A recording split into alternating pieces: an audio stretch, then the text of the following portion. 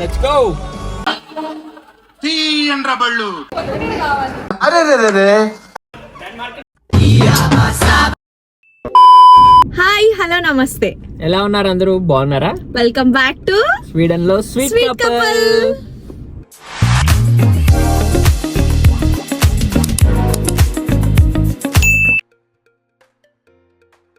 అక్షయ్, ఎక్కడికి వెళ్తున్నాం?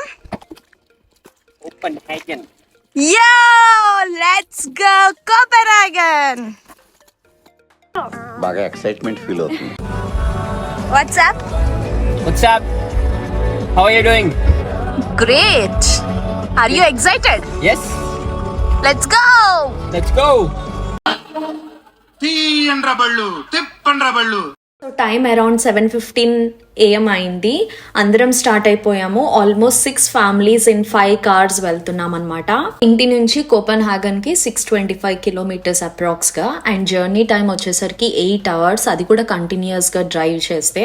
Of course మనం బ్రేక్స్ తీసుకుంటాం అండ్ మధ్య మధ్యలో కవర్ చేయాల్సిన ప్లేసెస్ కూడా కవర్ చేస్తాం కాబట్టి. సో మేము ఈ వీడియోలో ఎక్కడెక్కడికి వెళ్తున్నాము, ఏమేం స్పాట్స్ కవర్ చేస్తున్నామో చూపిస్తాను. అలాగే ఈ వీడియో వచ్చేసరికి పార్ట్ 1 అండ్ పార్ట్ 2 కూడా సూన్ పోస్ట్ చేస్తాను. డెఫినెట్గా చెక్ చేయండి.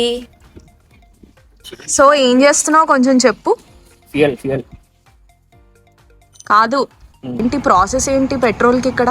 పెట్రోల్ కా ఫస్ట్ జస్ట్ కార్డ్ ట్యాప్ చేసి వస్తాము. కార్డ్ ట్యాప్ చేసి కానీ మనకి ఓపెన్ అయిపోతుంది అనమాట. ఓకే, అయిపోయిన తర్వాత మనకు కావాల్సింది ప్రెసెంట్ బెంజిన్ 95. ఓకే, తీసుకెళ్ళి ఫుల్ ట్యాంక్ చేసేసి. ఇవేంటి మిగతావేంటి 98? ఒకటి డీజిల్, ఇంకోటి ఏదో ఎక్స్ట్రా అంట. అదంటే నాకు తెలిసి మేబీ మన ఇండియాలో పవర్ ఫ్యూయల్ అలా అంటారు కదా, సంథింగ్ అలాంటిది ఏదో. ఓకే, అలా డిఫరెంట్ 4 kinds ఆఫ్ ఫ్యూయల్స్ ఉన్నాయి. మనకైతే ఇది కావాలి. ఓకే.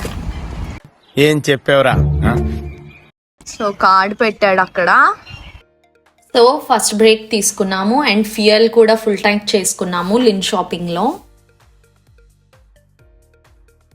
ముందు వీడియోస్లో చెప్పినట్టుగా ఇక్కడ పెట్రోల్ బంక్స్లో షాప్స్ అవి ఉంటాయి. ఇక్కడ కాఫీ, శాండ్విచెస్ తీసుకొని రెస్ట్ రూమ్స్ యూజ్ చేసుకొని మళ్ళీ స్టార్ట్ అయిపోయాం. సెకండ్ బ్రేక్కి ఇక్కడ ఒక క్యాజిల్ వ్యూ చూడడానికి ఆగాము. అది గ్రన్నా అన్న ప్లేస్లో యాన్ షాపింగ్లో ఉంది. చూస్తున్నారా, నేను చెప్పిన క్యాజిల్ ఇదే. Full water view. ఆ క్యాజిల్కి మళ్ళీ వెళ్దాం. ప్రజెంట్ అయితే ఇక్కడ ఒక రెస్టారెంట్ అండ్ కెఫే ఉంది. మేము ఈస్టర్ టైంకి వెళ్ళాము కాబట్టి సో చాలా టైప్స్ ఆఫ్ క్యాండీస్ ఉన్నాయి. ఎన్ని రకాలు ఉన్నాయంటే అసలు చాలా చాలా అంటే చాలా ఉన్నాయి.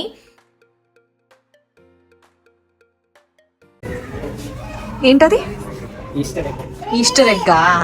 చూస్తున్నారా ఎన్ని రకాల క్యాండీస్ ఉన్నాయో. Pink colour, yellow colour, blue colour. అబ్బో చాలా ఉన్నాయి, చాలా వెరైటీస్ ఉన్నాయి అండ్ చాలా ఫ్లేవర్స్ కూడా ఉన్నాయి. ఇవన్నీ లాలీపాప్స్ టైప్. ఇక్కడ మనం వెళ్ళే టైంకి క్యాండీ మేకింగ్ ప్రిపేర్ చేస్తున్నారు. సో క్యాప్చర్ చేయడానికి ట్రై చేశాను. So let's go to castle view point. వచ్చేసాము. చాలా చాలా విండీగా ఉంది. పెద్ద హైక్ ఏం లేదు, ఆ ట్రెక్ ఏం లేదు. ఈజీగానే నడుచుకుంటూ వచ్చేసాము. ఆ రెస్టారెంట్ నుంచి అరౌండ్ 5 to 7 minutes వాక్ అంతే. మేము వెళ్ళేసరికి బాగానే ఖాళీగా ఉంది. సో మంచిగా పిక్స్ అండ్ వీడియోస్ కొన్ని తీసేసుకున్నాము. అక్కడ వ్యూ మాత్రం చాలా పీస్ఫుల్గా, కామ్గా, రిలాక్సింగ్గా అనిపించింది. చాలా నచ్చింది నాకు ఈ ప్లేస్. మస్ట్ విజిట్ అనే చెప్తాను నేనైతే.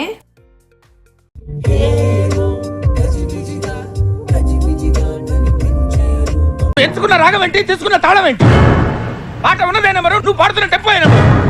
తగిన తగిన తగిన తగిన 24 తగిన తగిన తగిన 68. గంట స్పెండ్ చేశాక స్టార్ట్ అయిపోయాం.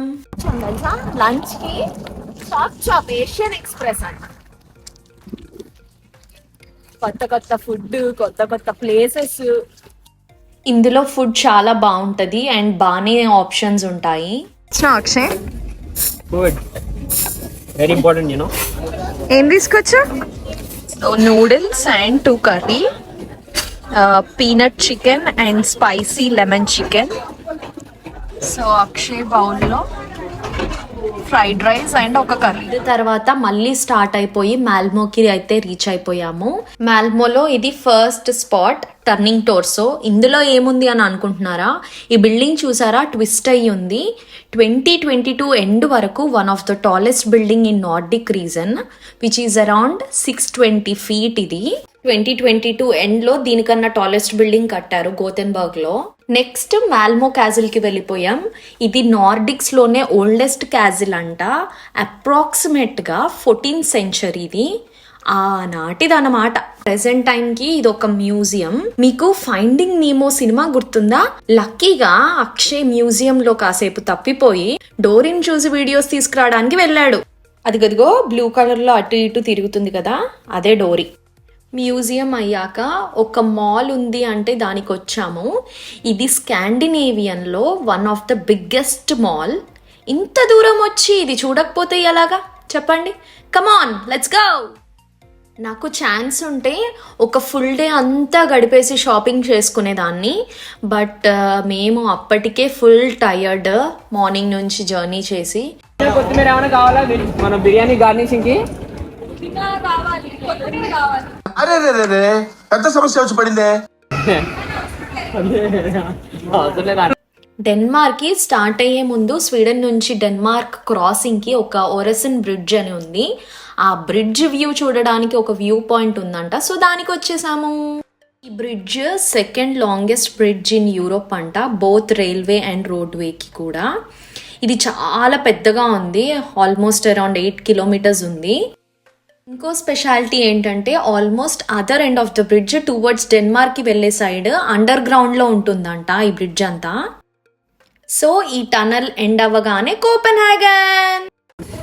సో మటన్ బిర్యానీ అన్నమాట. అంత నా స్వహస్తాలతో ఎలా చెయ్యాలో డైరెక్ట్ చేసి చేయించా. నిజం మాట్లాడుకోవాలమ్మా, నిజాలు. అక్క తమ్ముళ్ళు ఏం చేస్తున్నారు? వంట స్టార్టింగ్ అన్ని కోసిచ్చింది ఎవరు? కోసిస్తే సగం వంట అయిపోయినట్టే. అదే కదా, అన్ని కోసిస్తే అన్ని తీసుకెళ్ళి దాంట్లో వేసేసో బిర్యానీ అయిపోయింది.